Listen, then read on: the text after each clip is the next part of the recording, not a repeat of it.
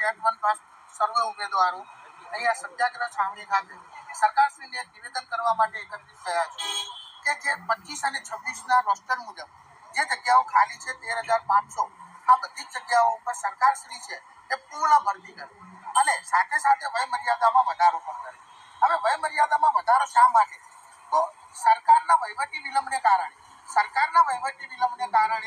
સરકાર જે ભરતી પ્રક્રિયા લેટ કરી રહી છે તો એનો ભોગ ઉમેદવાર શા માટે બને? તો સરકારશ્રી આ બાબતની અંદર ચોક્કસ ઘટતું કરવું જોઈએ. અને અત્યાર સુધી જે ભરતી પ્રક્રિયામાં વિલંબ થઈ રહ્યો હતો એના કારણે કેટલાય ઉમેદવારો પોતાની વય મર્યાદાના ઉંમરે આવીને ઊભા છે, તો કેટલાક ઉમેદવારો વય મર્યાદા વટાવી ચૂક્યા છે.